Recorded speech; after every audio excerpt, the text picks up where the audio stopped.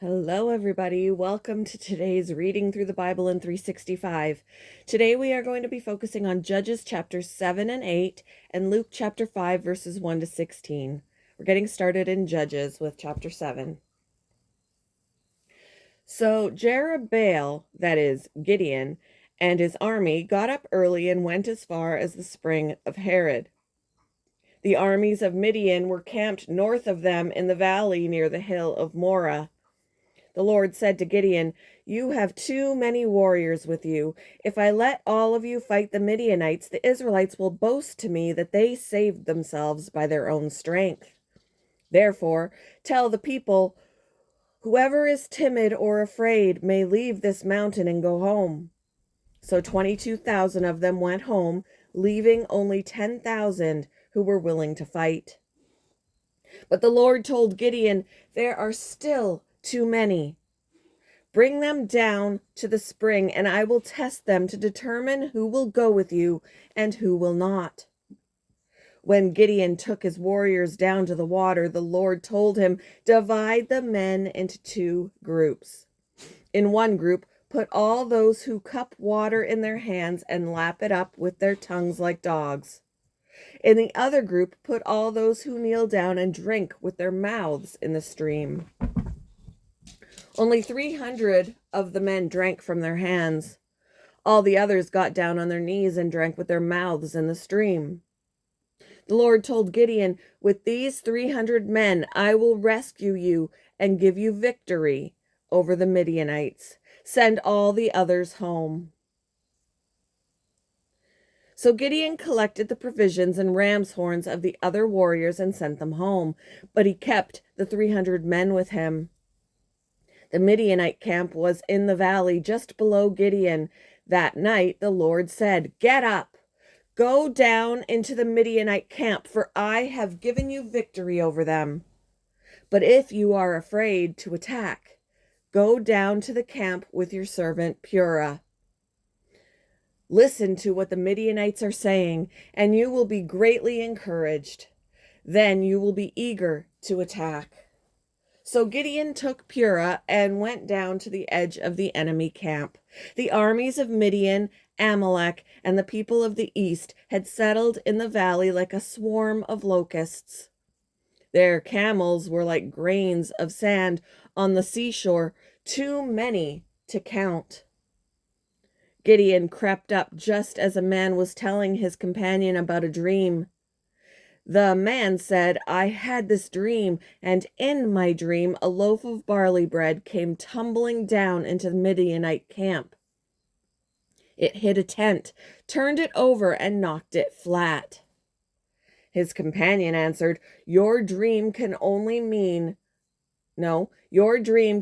only one thing. God has given Gideon, son of Joash, the Israelite, victory over Midian and all its allies." When Gideon heard the dream and its interpretation, he bowed in worship before the Lord. Then he returned to the Israelite camp and shouted, "Get up, for the Lord has given you victory over the Midianite hordes." He divided the 300 men into 3 groups and gave each man a ram's horn and a clay jar with a torch in it. Then he said to them, "Keep your eyes on me. When I come to the edge of the camp, do just as I do. As soon as I and those with me blow the ram's horns, blow your horns too, all around the entire camp, and shout for the Lord and for Gideon." It was just after midnight, after the changing of the guard, when Gideon and the 100 men with him reached the edge of the Midianite camp. Suddenly they blew the ram's horns and broke their clay jars. Then all 3 groups blew their horns and broke their jars. They held the blazing torches in their left hands and the horns in their right hands, and they all shouted, "A sword for the Lord and for Gideon." Each man stood at his position around the camp and watched as all the Midianites rushed around in a panic, shouting as they ran to escape. When the 300 Israelites blew their ram's horns, the Lord caused the warriors in the camp to fight against each other with their swords. Those who were not killed fled to places as far away as Beth Shittah near Zerera, and to the border of Abel Meholah near Tabbath. Then Gideon sent the warriors of Naphtali, Asher, and Manasseh, who joined in chasing the army of Midian. Gideon also sent messengers throughout the hill country of Ephraim, saying, "Come down to attack the Midianites. Cut them off at the shallow crossings of the Jordan River at Beth-barah." So all the men of Ephraim did as they were told. They captured Oreb and Zeb, the two Midianite commanders, killing Oreb at the rock of Oreb and Zeb at the winepress of Zeb. And they continued to chase the Midianites. Afterward, the Israelites brought Israelites brought the heads of Oreb and Zeb to Gideon, who was by the Jordan River. Chapter 8. Then the people of Ephraim asked Gideon, "Why have you treated us this way? Why didn't you send for us when you first went out to fight the Midianites?" And they argued heatedly with Gideon.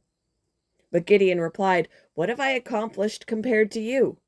Aren't even the leftover grapes of Ephraim's harvest better than the entire crop of my little clan of Abiezer? God gave you victory over Oreb and Zeb, the commanders of the Midianite army. What have I accomplished compared to that?"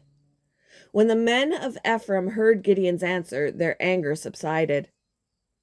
Gideon then crossed the Jordan River with his 300 men, and though exhausted, they continued to chase the army. When they reached Succoth, Gideon asked the leaders of the town, "Please give my warriors some food. They are very tired. I am chasing Zebah and Zalmunna, the kings of Midian. But the officials of Succoth replied, "Catch Zebah and Zalmunna first, and then we will feed your army." So Gideon said, "After the Lord gives me victory over Zebah and Zalmunna, I will return and tear your flesh with the thorns and briars from the wilderness."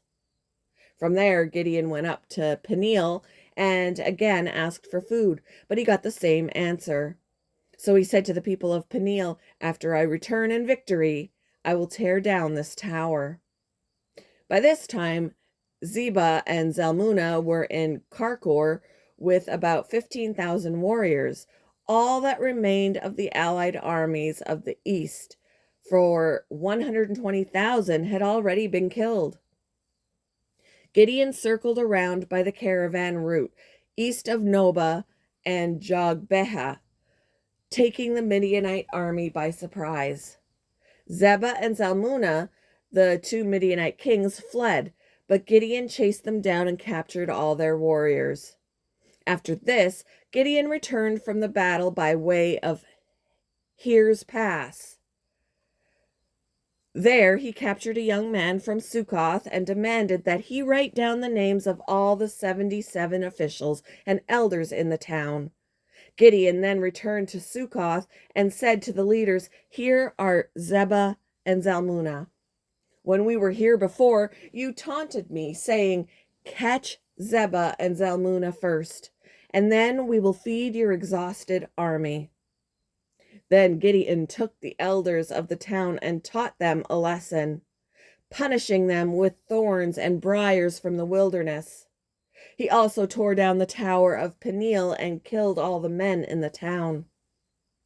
Then Gideon asked Zebah and Zalmunna, "The men you killed at Tabor, what were they like?" "Like you," they replied. "They all had the look of a king's son."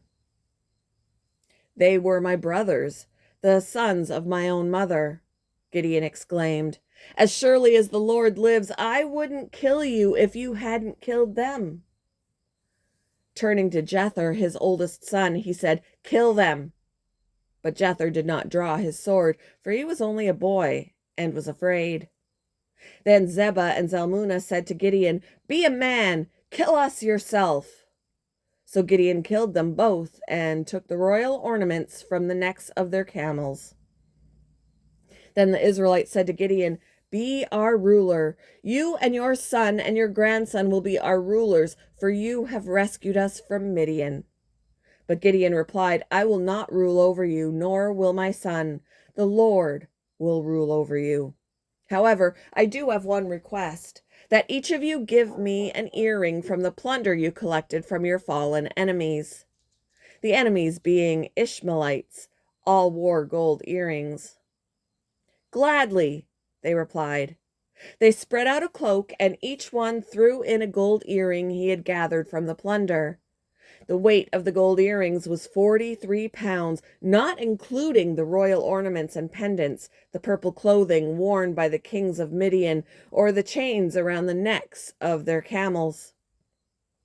Gideon made a sacred ephod from the gold and put it in Ophrah, his hometown. But soon all the Israelites prostituted themselves by worshiping it, and it became a trap for Gideon and his family. That is the story of how the people of Israel defended Midian, which never recovered. Throughout the rest of Gideon's lifetime, about 40 years, there was peace in the land. Then Gideon, son of Joash, returned home. He had 70 sons born to him, for he had many wives. He also had a concubine in Shechem, who gave birth to a son, whom he named Abimelech. Gideon died when he was very old, and he was buried in the grave of his father Joash at Ophrah, in the land of the clan of Abiezer. As soon as Gideon died, the Israelites prostituted themselves by worshiping the images of Baal, making Baal-berith their god. They forgot the Lord their God, who had rescued them from all their enemies surrounding them, nor did they show any loyalty to the family of Jerubbaal, that is, Gideon, despite all the good he had done for Israel. Moving on to Luke chapter 5, verses 1 to 16. One day, as Jesus was preaching on the shore of the Sea of Galilee, great crowds pressed in on him to listen to the word of God. He noticed 2 empty boats at the water's edge, for the fishermen had left them and were washing their nets. Stepping into one of the boats, Jesus asked Simon, its owner, to push it out into the water. So he sat in the boat and taught the crowds from there. When he had finished speaking, he said to Simon, "Now go out where it is deeper and let down your nets to catch some fish." "Master," Simon replied, "we worked hard all last night and didn't catch a thing. But if you say so, I'll let the nets down again." And this time their nets were so full of fish they began to tear. A shout for help brought their partners in the other boat, and soon both boats were filled with fish and on the verge of sinking. When Simon Peter realized what had happened, he fell to his knees before Jesus and said, "Oh Lord, please leave me. I'm such a sinful man." For he was awestruck by the number of fish they had caught, as were the others with him. His partners, James and John, the sons of Zebedee, were also amazed. Jesus replied to Simon, "Don't be afraid. From now on, you'll be fishing for people." And as soon as they landed, they left everything and followed Jesus. In one of the villages, Jesus met a man with an advanced case of leprosy. When the man saw Jesus, he bowed with his face to the ground, begging to be healed. "Lord," he said, "if you are willing, you can heal me and make me clean." Jesus reached out and touched him. "I am willing," he said. "Be healed." And instantly the leprosy disappeared. Then Jesus instructed him not to tell anyone what had happened. He said, "Go to the priest and let him examine you. Take along the offering required in the law of Moses for those who have been healed of leprosy. This will be a public testimony that you have been cleansed." But despite Jesus' instructions, the report of his power spread even faster, and vast crowds came to hear him preach and to be healed of their diseases. But Jesus often withdrew to the wilderness for prayer. Thank you for joining me for today's reading through the Bible in 365. I hope you all have a wonderful Tuesday, and I will see you in the next one, guys. Bye.